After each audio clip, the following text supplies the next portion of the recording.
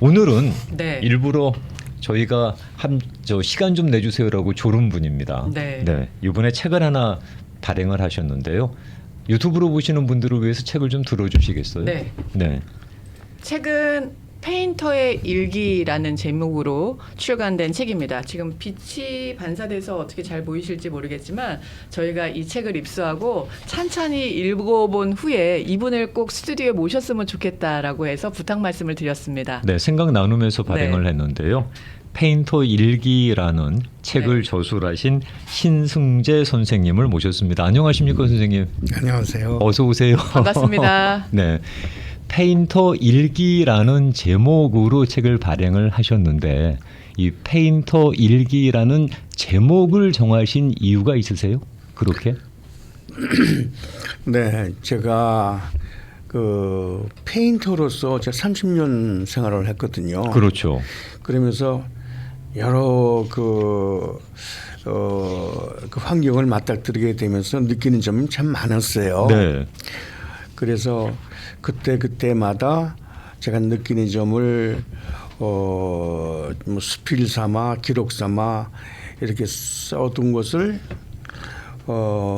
책으로 이제 발행하시게 된 거구나. 네. 네. 사실 책을 쓰신 분들이 성공하신 분들이 많이 쓰시는 책들이 많아서 보통은 되게 근사한 직업을 가지신 분들이 많거든요. 근데 직접 쓰신 내용 중에 3D 직업을 가진 사람도 이렇게 소개하는 글이었으면 좋겠다라는 말씀을 쓰셨더라고요. 네. 그래서 여쭙고 싶었습니다. 네, 네. 그래서 일부러 그렇게 페인터 일기라고 제목을 정하신 특별한 이유가 있으시겠구나 싶어서 드렸던 질문이었어요. 네. 네. 이제 여기 초대되시는 분들은 그래도 유명한 분들이 하시죠. 전문가들. 그 3D 직업을 가진 사람 초청받은 건 제가 처음이 아닐까 생각. 그런 것 같아요. 정말로. 그런데요. 네. 그러나 이게 3D 직업이라 그래갖고 천한 직업은 아니고 생활과 가장 밀접히 그 접한 부분이 네. 3D 직업이거든요. 그렇죠. 네. 그러나 실제로 사람들이 3D 직업의 그 내용에 대해서는 아는하면서도 실제로 잘 모릅니다. 그래서 사실 저는 그 페인트라고 하는 이러한 그 작업에 대해서 사람들이 얼마나 알고 있는가, 실제로 그 내용이 무엇인가 이런 것을 소개시켜주는 그런 시간이 있었으면 좋겠다는 생각은 네. 옛날부터 좀 하고 있었어요. 저희가 좀 그런 것에 부족했었죠. 저희가 그건 다 저희 불찰입니다. 그거. 아이고, 놀랐습니다. 네. 네. 그 선생님께서 미국에 오시게 된 계기가 궁금합니다. 저희가 책을 통해서 들은 정보로는 원래는 그 가톨릭 부제셨다가 환속 후에 그리고 또 이제 미국에 건너오시게 된 여러 가지 사연들을 적어 놓으셨는데 네. 미국에 그 도미하겠다라고 결심하시게 된 계기는 뭐였나요? 네, 그 직접적인 계기는 제 아들 때문에 그랬습니다. 네. 제 아들이 2살이 되는데도 말을 하지 않아요. 그리고 얘기를 하는데도 반응을 하지 않아요. 네. 사람들이 좀 늦대다라고 얘는 했는데 이건 늦된 것하고 좀 달라요. 근데 그 보니까 그 나중에 보니까 아주 심한 자폐증이었어요. 그 당시에는 자폐증이라는 말조차 없었어요, 한국에. 용어가 좀 생소했던 시절이었겠네요. 네, 네. 근데 어느 한 방송에서 건국대학교 교수님인가 하는 분이 그 미국에 갔다 와서 아동 그 심리학을 전공하신 분이 와서 자폐증에 대해서 얘기를 하는데 딱 우리 아이예요. 예. 그래서 이거 그냥 둬서는 안 되겠다. 그래서 그 조기 교육을 시켜야 되는데 이걸 알아보려니까 그 자폐증 아이들을 교육하는 데는 없었고 전응아를 교육시키는 데는 온유로 어디엔가 있었어요. 네네. 근데 저는 그때 그 고등학교 교사로서 뭐 자동차도 없었고 아침에 그 만원 버스에 자폐아를 업고 그 학교를 등교한다는 건 이건 거의 불가능해요. 가만히 있는 것도 아니고. 네. 예. 그래서 생각을 했죠. 얘를 적당히 기억할 수 있는 것이 있을까? 한국에서는 없었어요. 그러니까 제가 이제 뭐 고등학교 교사로 있으면서 조금 더 공부해서 좀 그 뭐 대학 교수가 된다든가 뭐 야무진 꿈도 가져올 겸해서 미국으로 유학을 가자. 유학을 가야 유학이라는 그러한 그 형태를 취해야 식구가 다 갈 수 있으니까 네네. 빨리. 네. 그래서 미국을 오게 됐죠. 그러니까 결국은 이제 아드님의 치료가 우선순위가 됐겠네요. 그렇죠. 네. 네. 물론 그 아드님은 지금 현재 우리 선생님 마음에 묻은 셈이 되셨지만. 제가 이제 그것만 있는 것이 아니고 제가 미국 와서 달라스 그 칠드런스 호스피털에 들렸더니 네. 얘는 자폐증보다 더 심한 것이 있는 것 같다. 그러면서 바이옵시 테스트 뭐 세포 뜯어갖고 하는 거 있죠. 뭐 네, 유전자 검사도 조직 있고. 조직 검사를 네. 해야 된다고. 네. 그 조직 검사를 한 결과 머스큘라 디스트로피라고 근육 위축증이라고 생전 처음 들어보는 말이었어요. 네. 네. 그게 뭐냐고 얘기를 하는데 못 알아듣겠어요. 그래서 집에 와서 사전을 찾아보니까 이게 근육이 점점 그 힘을 잃어가는 거예요. 그래서 최종적으로 이제 그 심장까지 그 근육이 힘을 잃어가게 되면은 이제 결국은 이제 생을 마감하는데 네. 머리는 타치하지 않아요. 네. 그러니까 대부분 그 근육 위축증 환자들이 머리는 다 살아 있으면서 자기의 온 몸의 그 고통을 그대로 느끼면서 살아야 돼요. 아유. 그러니까 말도 못하지. 자폐증이니까.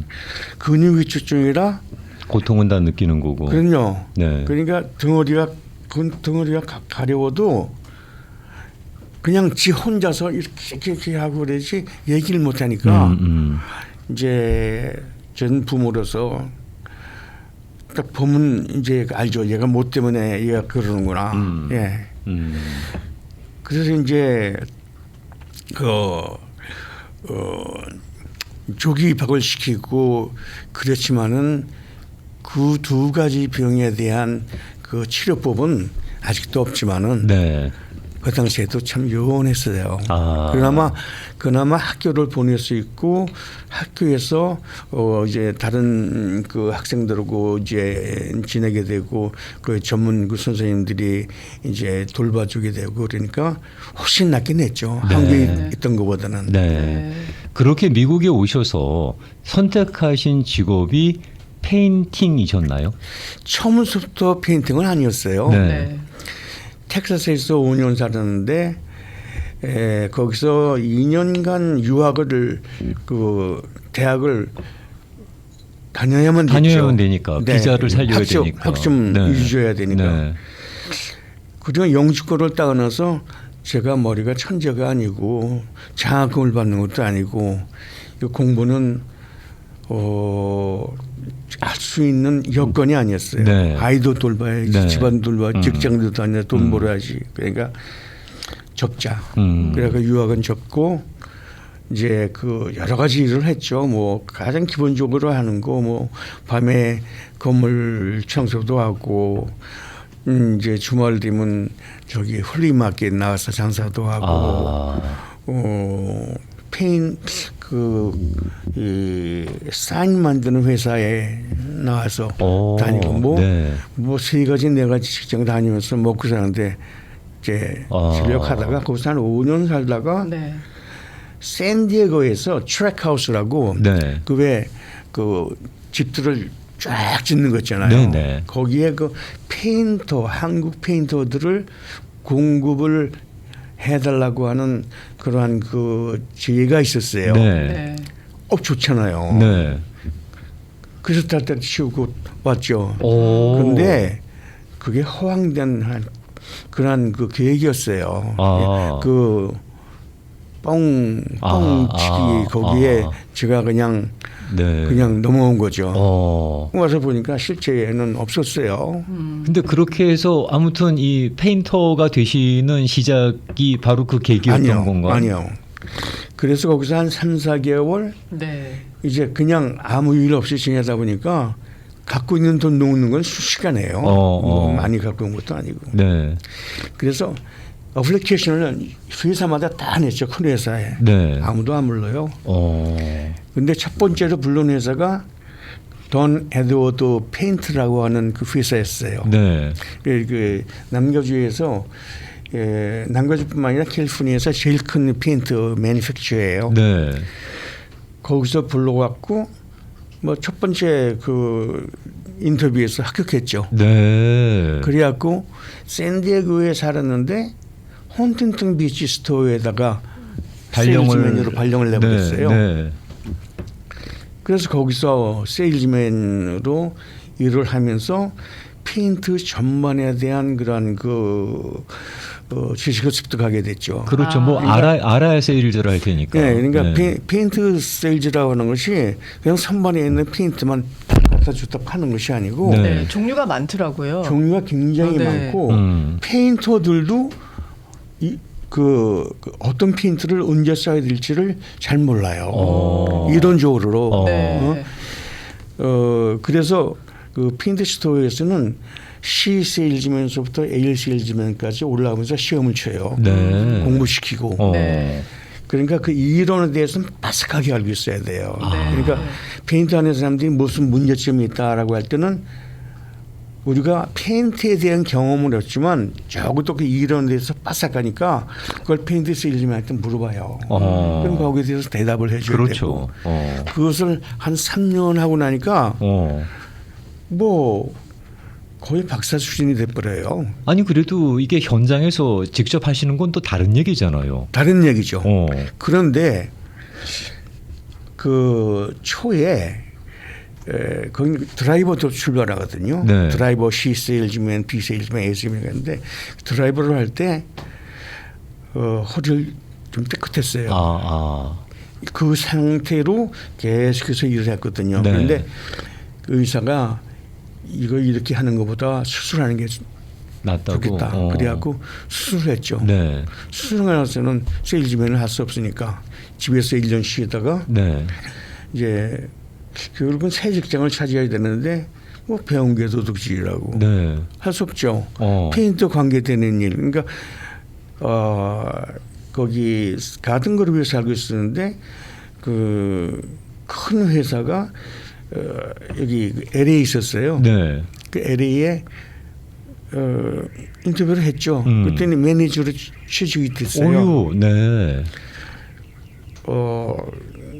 그래서 거기서 이제 인보이스 만드는 거, 견적 보는 거, 실제로 그 페인트 그 하는 거, 그거를 현장에서 직접 보고 듣고, 어떤 때는 지도하고, 어떤 때는 배우고, 그렇게 했죠. 네. 네. 책을 읽으면서도 느꼈던 점인데요. 상당히 오래된 얘기를 정확하게 기억하고 계시다. 참 많은 내용을 기억하고 계시다라는 생각이 들었는데 짧게 말씀 나누는 동안에도 그 옛날 얘기를 굉장히 정확하게 하나씩 하나씩 짚어서 설명을 해주시네요. 그게 원래 평소의 습관이신가요?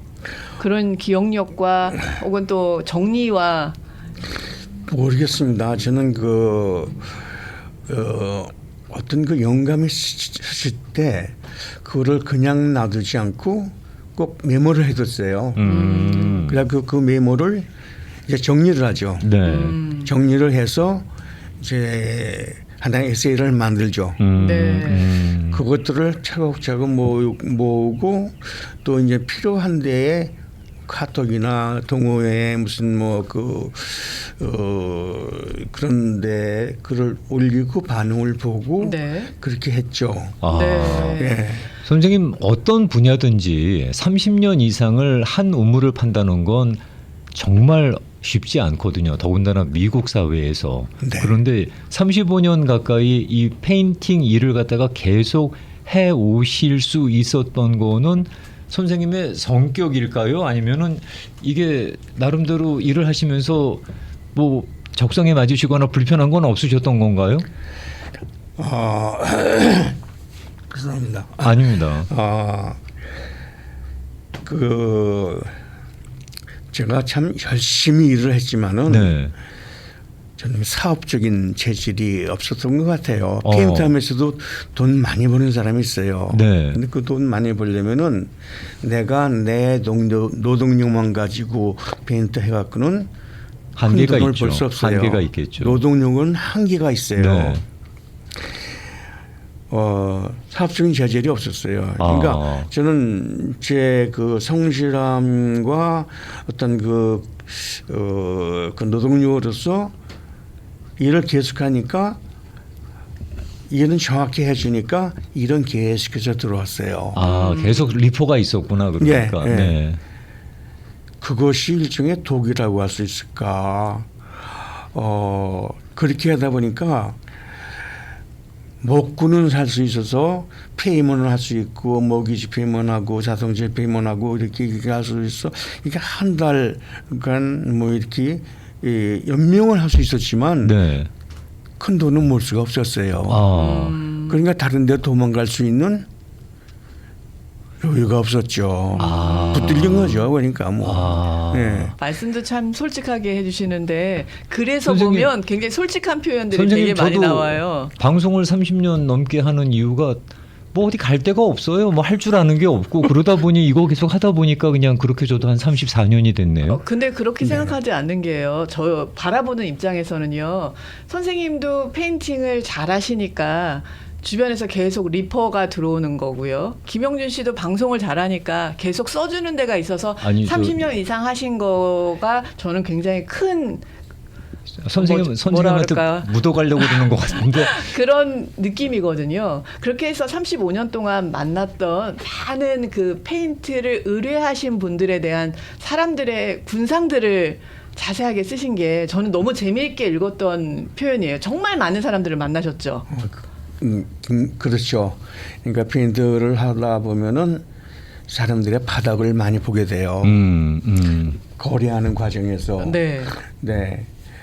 그 이제 거기서 느끼는 점이 참 많죠. 네. 기분 나쁠 때도 있고 모욕을 느낄 때도 있고 어떤 때 자부심을 느낄 때도 있고 어떤 때는 참 고맙게 느낄 때도 있고 그 감정의 변화라는 것이 참으로 다양해요. 사람의 밑바닥을 보고 사람을 만나면서. 네. 근데 그러한 그 순간들을 갖다 그냥 놓치기가 조금 아쉬웠어요.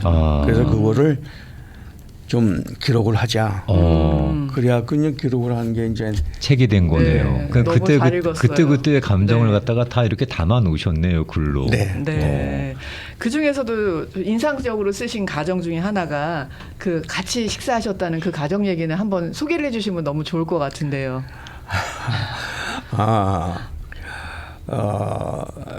지금 책에도 썼지만은 그 한국 사람은 밥을 어디서 먹느냐에 따라 갖고 그 사람의 위상을 나타내주게 된 거죠. 양반들은 네. 구첩반상 그리고 위에 올라가서 밥을 먹습니다. 네. 시중을 들으면서 그러나 하인들은 그 바닥에서 먹게 되죠. 네. 상도 뭐 좀 괜찮은 하인은 상을 갖다 놓고 먹지만 그보다 못한 사람은 상도 없이 그냥 바닥에서 먹게 돼요. 그걸 보고 그 사람의 위상이 어떤가를 한국에서는 조선시대 조선시대뿐만 아니라 거의 뭐 우리 초기시대까지만 할지라도 그랬었어요. 근데 페인트 하는 사람들은 그 더러운 옷을 입고 페인트 묻히고 점심을 사갖고 와서 그걸 그 집에 식탁이 있지만 식탁 가서 이거 좀 여기서 앉아서 먹읍시다. 그렇게 얘기할 수가 없어요. 그러니까 햄버거고 뭐 피자고 사갖고 와갖고 그냥 그 집 앞마당 어디 뭐 한쪽에서 쭈그리고 앉아서 먹는 거죠. 그런데 그분은 그 치과 의사였어요. 네. 근데 그분은 점심 때면 반드시 식사를 하러 집으로 오세요. 한국 분이셔요. 네, 한국 분이세요. 네. 근데 아이고 굉장히 유명하세요. 이름이 누구라 하면 다 아실 건데 네. 뭐 서울대학교 나오시고 뭐 그 우리 본당 교우 그러니까 성상선당 그 교우셨고 네. 그런데 그분이 그분은 그냥 아예 점심을 우리를 위해서 대신 사갖고 오셔갖고 저는 보통 그렇게 되면 그 식구들 건 가지고 들어가서 식탁에서 먹고 우리는 밖에서 먹거든요. 그렇죠. 일단 사다가 주시는 것만 해도 성인데. 그럼요. 그 말 고맙죠. 네. 근데 그분은 그것도 사고 왔고 거기 우리가 주저앉은 그 자리에 딱 놓고 딱 오픈해갖고 자기 와이프까지 불러갖고 같이 거기서 하나씩 그건 자기는 또 좋은 거고도 아니고 그리고 똑같은 거 그냥 랜덤 네. 하나씩 자기네도 하나씩 그래서 그걸 뜯어 먹는 거예요. 그 작업 공간에서 그렇죠. 같이. 일하시는 분들하고 네. 같이 주저앉아 갖고 네. 예. 그 치과 의사 돈도 상당히 많이 벌고 네. 샌메리너였어요. 아이고야, 그 부자 동네네. 부자죠. 네. 예. 결코 그럴 적이 아닌데 딱 그러니까 우선 그 같이 일하는 사람들을 반응이 딱 달라지는 거죠. 그렇겠네요. 그게 뭐예요? 우리를 하인이나 이런 일하는 사람이나 그냥 멕시칸 뭐 이렇게 취급하는 것이 아니라 인간 대접을 해준다. 그죠? 똑같이 앉아서 이렇게 해준다는 게 얼마나 고마워요. 그거를 같이 일하는 그 남미 친구들도 바로 느끼던가요? 그런. 그럼요. 이 사람의 감정 똑같아요. 예, 즉시 느끼죠. 그러니까 일을 잘해달라 뭐라 할 필요가 없어요. 사람 대접해주면 우러나오기 마련해요. 좋은 잡하게 되죠. 네. 정성을 다해서 하게 되고. 그분은 부자라고 하시는데 진짜 부자시구나. 그분은. 네. 그 이제 그분이 그렇게 행동하시는 데는 여러 가지 그러한 이유가 있겠죠. 뭐 서울대학교 나왔다고 그런 것도 아니고. 이제 근데 신앙적인 어떤 그 뒷받침이 있었겠죠. 네. 아무래도 또 이제 선생님께서는 또 그렇게 해석을 하시는구나. 네. 네, 저는 제 일을 하면서도 항상 저는 어렸을 때부터 이제 그 천주교의 분위기에서 자랐고 거기서 교육을 받았고 부재셨잖아요.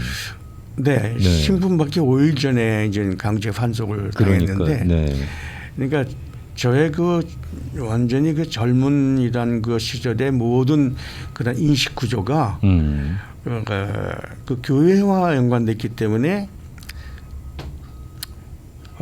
비록 강제 환송을 당했을지라도 그 의식을 전절시 속에 있는 거를 떨쳐버릴 수가 없어요. 그 선생님의 본영이 거기잖아요. 본영이. 그렇죠. 네. 선생님 그렇게 세상에 나와서 세상 일 하시면서 그리고 어떻게 보면 세상 사람들이 가장 힘들다고 하는 그 육체 노동 하시면서 본인에 대한 어떤 자괴감, 괴로움, 내가 미국까지 와서 왜 이러고 살아야 되지 뭐 그런 느낌은 받으신 적 없으셨어요? 그런 느낌은 전혀 없었어요. 왜 그러냐면 저는 그 직업에 대해서 저 나름대로의 어떤 그 소신이 있어요.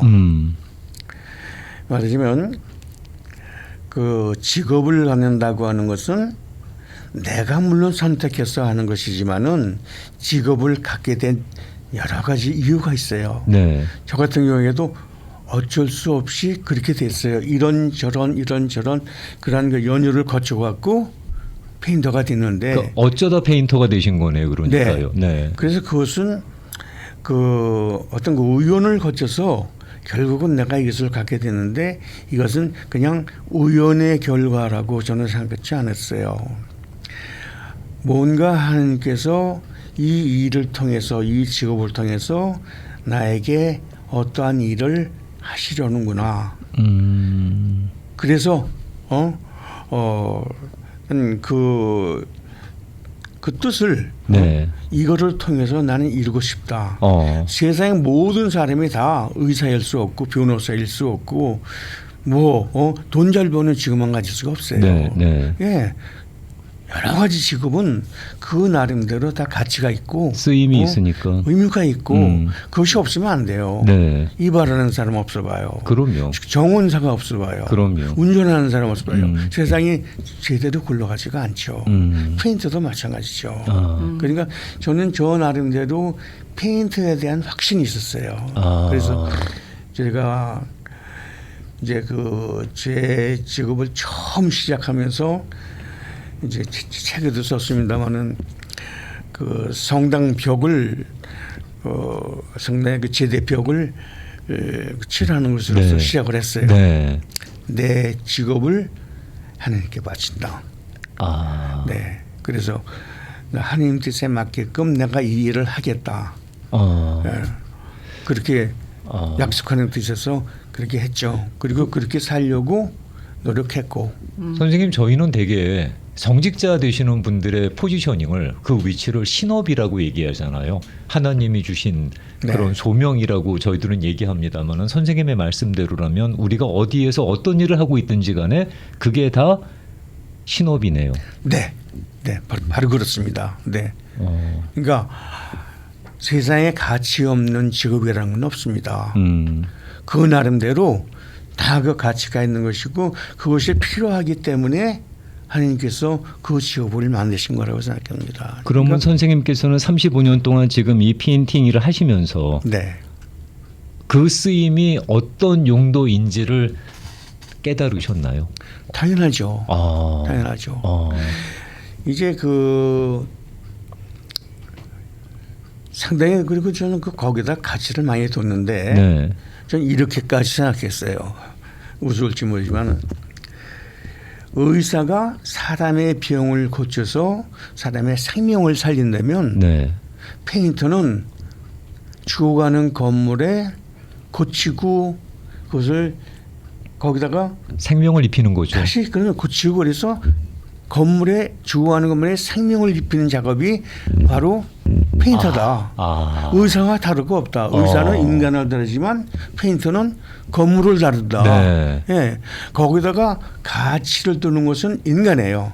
누가 더 돈을 많이 버느냐, 가치 기준을 갖다 돈에다 둔다고 한다면 그게 기준이 다를 수 있지만은 그러나 일 자체로 본다면은 그건 어느 가치를 더 중요하다고 얘기할 수는 없는 거죠. 그렇죠. 그거를 갖다가 똑같죠. 측정할 수는 없는 거죠. 그럼요. 그러니까 세상에 가치 없는 직업이라는 게 없습니다. 그게 아마 가톨릭의 직업관이기도 하죠. 그렇죠. 네. 그렇죠. 울림 네. 있는 직업관에 대해서 말씀 너무 좋고요. 그런데 선생님 이렇게 지나온 세월을 쭉 말씀 중에도 강제 환속을 당했다. 그리고 또 아드님이 많이 아프셨다. 그런 말씀 주시고 여러 고난들이 있으셨잖아요. 네. 그런 고난들 플러스 직업까지 어떻게 받아들이고 계세요? 결론적으로. 말하자면 그 일생을 얘기하는 건데 저는 제 직업이라든가 그런 데 대해서는 후회나 이런 건 없어요. 네. 그러나 저희가 강제 환속 당한 것에 대해서는 그건 불의가 있었어요. 불법이 있었고 거기에 대해서는 제가 반드시 이것을 밝혀내고 책을 페인터 일기라고 썼지만 제일 맨 뒤에는 저의 강제 환속 과정에 대해서 저 자세히 서술을 했어요. 사람들이 상당히 많이 오해하겠어요.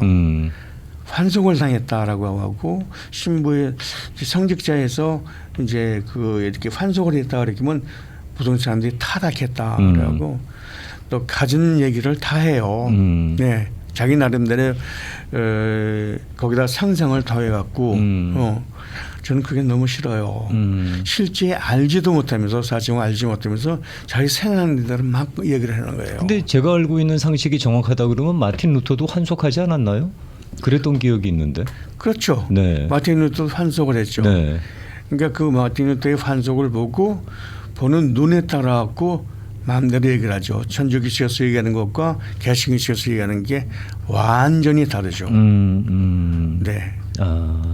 선생님께서 이런 그 책에서 다루시고 싶었던 거는 이제 선생님의 어떤 그런 그 강제 환속을 당한 배경과 함께 명예 회복을 갖다가 하시고 싶으신 그런 마음을 진심을 담아 놓으신 것 같은데 아마 선생님께서 뜻하시는 바대로 잘 풀려 나갈 거라고 저희는 믿고요.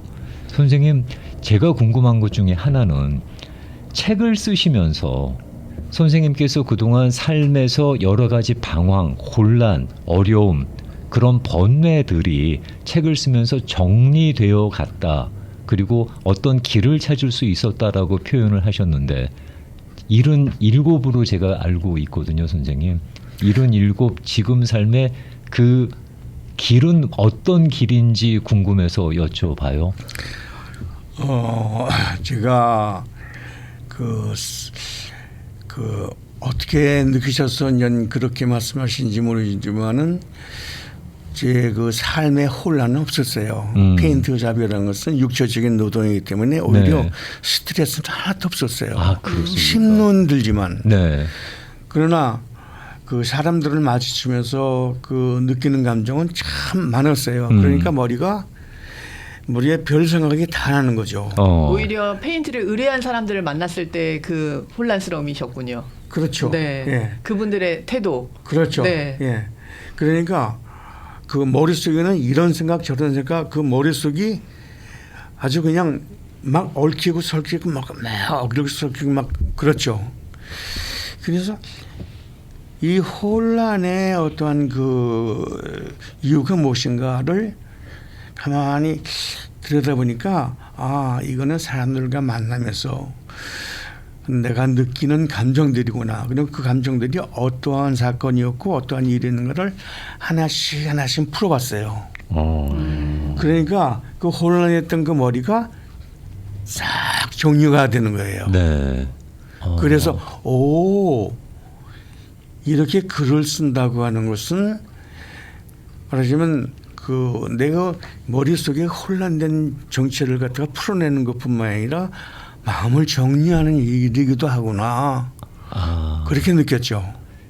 지금 방송을 들으시는 분 가운데서 선생님과 연배가 비슷하신 분들도 계실 거예요. 그분들께서도 자신이 살아온 얘기를 그런 글로 정리를 하면서 내 삶을 좀 이렇게 그 마무리를 좀 했으면 좋겠다라는 생각들을 많이 하시는데 그러면서도 쓸까 말까 고민하시거나 주저하시거든요. 선생님께서는 그런 분들에게 어떤 어드바이스를 주실 수 있겠어요? 일기를 쓰는 것이죠. 나는 누구한테 보이려고 사실 글을 쓰지는 않았어요. 네. 저는 제가 제 글을 쓰면서도 남보로 잘 살라고 해요. 이렇게 쓴 적은 하나도 없어요. 내용 중에서도 어떻게 하는 것이 올바르다라고 하진 않고 제 느낌을 얘기하는 것이고 저의 그 소신을 얘기하는 것이지 마치 그 아우구스티누스의 고백록 자기 자신을 보고 자기 자신 느낌을 하는 게 얘기하는 그런 느낌이었지.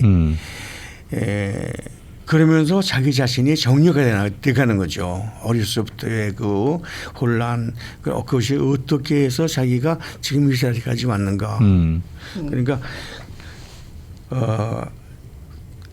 대부분의 사람들이 그렇게 위대한 삶을 살지는 않았죠. 그렇죠. 그러니까 그냥 우리의 그 일상생활을 자기 고백록 쓰듯이 일기 쓰듯이 쓰면은 자기 스스로 삶이 정리가 되고 정돈이 되지 않을까. 네. 저는 그래서 얼마든지 네. 글을 쓰고 싶으면 네. 쓸 수 있다고 한다면은. 네. 일기가 나 혼자 써서 나 혼자 본다 그랬을 때는 솔직할 수 있고요. 그리고 또 약간 부끄러운 얘기도 쓸 수 있는데 만약에 내가 쓴 일기를 누군가가 보게 된다라고 생각하면 그걸 좀 빼고 싶은 내용도 생기고 그러거든요. 네. 근데 이제 선생님의 이 페인터 일기를 읽어보면서 이 얘기 굉장히 솔직하게 정말 내 마음처럼 그냥 우리가 평범하게 만나는 사람들의 속마음이 이렇구나라고 느껴질 정도로 솔직하게 쓰셨거든요. 그런 내용들 혹시 가족들이 읽었을 때 사모님이나 잘 성장하신 따님이 읽으셨을 때 반응은 어땠나요?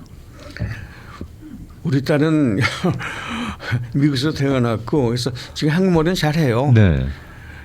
그런데 얘도 고등학교 2학년까지 유치원서부터 쭉 한글 학교를 다녔는데 학교 다닐 때는 읽고 쓰고 해서 그럴 줄 그랬는데 대학교 들어가고 뭐하고 그러니까 이제는 읽는 것이 아주 서툴러요.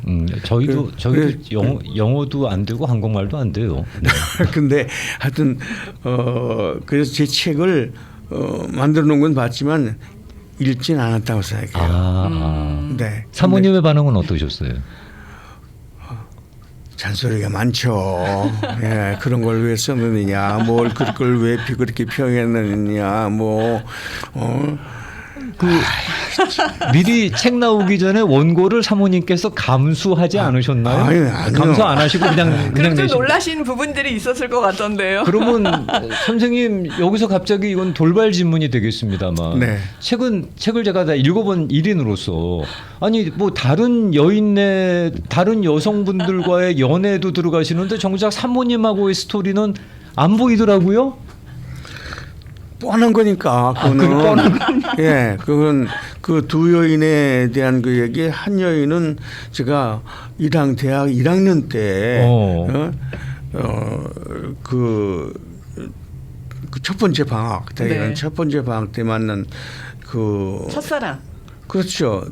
첫사랑 네. 짝사랑이죠. 네. 예. 그 얘기였고 두 번째는 제대하고 나서 이제 그 만났던 그 여인인데 그 대학생인데 예. 그 우리 집사람 만나기 전 여인네였어요. 아니 물론 그렇긴 합니다만 네. 지금 바깥에서 사모님 방송 듣고 계실 텐데 네. 정작 책에는 사모님하고의 러브 스토리는 안 적으셨더라고요.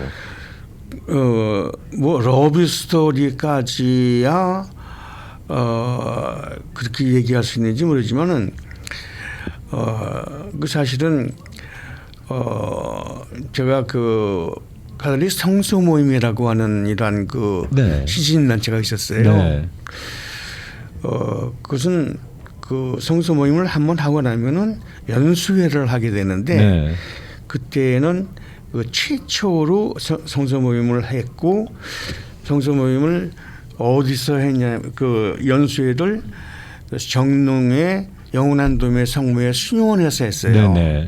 근데 그거는 수녀회는 그 산 중턱에 있어요. 네. 거기 가려면은 정릉 그 시장통에서 버스를 내려서 거기서 걸어가야 돼요. 연수를 가려면 2박 3일 하기 때문에 네. 가방을 들고 네. 가야 되는데 네. 저는 집에서부터 택시를 타고 가서 불광동에서 네. 택시를 타고 쭉 하는데 시장통에 딱 가니까 그 어느 젊은 여자가 가방을 들고 매없이 서 있어요. 저 여자 틀림없이 저 연수 가는 여자다. 그래서 운전수 보고 저기 좀 서달라고. 그래서 연수가 가는 거죠. 그러니까 그렇다고 타라고. 들여댔죠. 그리고 저는 I forget 그냥 잊어버렸어요. 근데 우연히 저하고 같은 팀이 됐어요. 근데 같은 팀에서 저는 뭐 별적인 그 관심 없었어요. 그런데 얼굴이라든가 태도라든가 이런 것이 상당히 아니 관심 있으셨다고 하세요. 지금 밖에서 듣고 계세요, 사모님. 아니요. 네. 조금 솔직하시다니까. 아주 소극적이고 부정적이고 말도 잘 안 하고 그래서 제가 그랬어요. 테레사 좀 웃어요. 좀 밝게 얘기도 하고 그 한마디밖에 한 게 없어요. 근데 그게 나중에 제가 들었지만 그게 자기 가슴을 팍 찔렀다는 거예요. 그리고 이제 그 연수회 끝나고 그냥 이렇게 지내는데 마침 그 우리 사람이 그 우리 그 카톨릭 대 바로 밑에 그 사목 연수원이라고 해갖고 거기서 근무하고 있었어요. 바로 그 입구에 그 해화동 그 해화동 성당 바로 그 뒤에. 그러면서 그 성서 모임의 그러한 그 이제 2차 강의, 3차 강의를 그 신학교의 강당을 빌려서 했는데 거기 같이 묻어서 오게 되잖아요. 네네. 그러면 거기서 이제 가끔 이렇게 마주치게 되는 거죠. 예. 그러면서 이제 다른 사람보다도 그 거리도 그 가깝고 뭐 그러니까 한두 번 만나는 기회가 있습니다. 저희가 이제 그 강제 환속을 당하게 되니까 사람들 다 떨어져 나가요. 다 떨어져 나가요. 친절하던 수녀고 신부고 다 떨어져 나가요. 그래도 곁에 있어주는 사람이 있어요. 사모님. 그 중에 한 명이었어요. 아, 네. 그 중에 그 한 사연도 명. 들어가야 사모님. 되는데. 밖에서 듣고 계시는데 네. 선생님 저희가 벌써 말씀 듣다 보니까 제가 시간을 안 보고 벌써 이렇게 됐거든요. 와. 마무리는요. 어이구. 네, 마무리를 해야 되는데 마무리는 그렇게 지금까지 옆에 함께 해주신 사모님께 어떤 말씀을 방송으로 주시겠어요라는 말씀으로 마무리할게요. 어떤 말씀 전해주시고 싶으세요? 아주 어려운 질문이고 이건 미리 드렸던 질문도 아니에요. 인상 쓰셨어요. 네. 너무 쑥스러운 말인데. 그래도 오늘 쑥스러워 하자고요, 선생님. 저는 사실 제 엄마를 대신해 주는 사람이라고 생각해요. 예. 엄마가 못 해주는 거 저 집사람이 대신해 주는 거다. 실제로 그렇고 일일이 챙겨주고 밥해서 저는 제 집에 그 쉐드를 지어놓고 혼자서 지내고 있어요. 때마다 갖다 주고 갖다 나르고.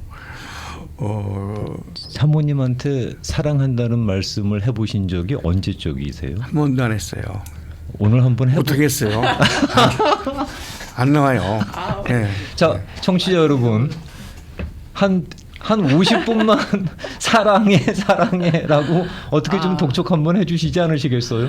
깨달음이 있는 말씀이시네요. 무엇을 하던 어떤 가치를 두는가에 따라서 그 인생이 천차만별이겠습니다. 저도 제 인생에 좀 더 귀한 가치를 두어야겠습니다. 라고 또 후기를 올려주신 분이 계십니다. 그러세요? 네. 선생님 오늘 선생님께서 주신 말씀에 참 많은 분들께서 가슴으로 느끼시는 바가 많았을 거라고 생각하고요. 저도 울림이 컸고요. 끝으로 나가시기 전에 사모님한테 사랑해 한 말씀만 하시죠. 어떻게 했어요? 선생님 오늘 이렇게 시간 내주셔서 정말 감사하고요. 네. 더 건강하시고 그리고 사모님과 저희들에게 삶의 모범이 되어주는 그런 어른이 되어주시길 바라겠습니다. 네, 초청해 주셔서 감사합니다. 네, 정말 고맙습니다. 네, 감사합니다. 고맙습니다. 고맙습니다. 네.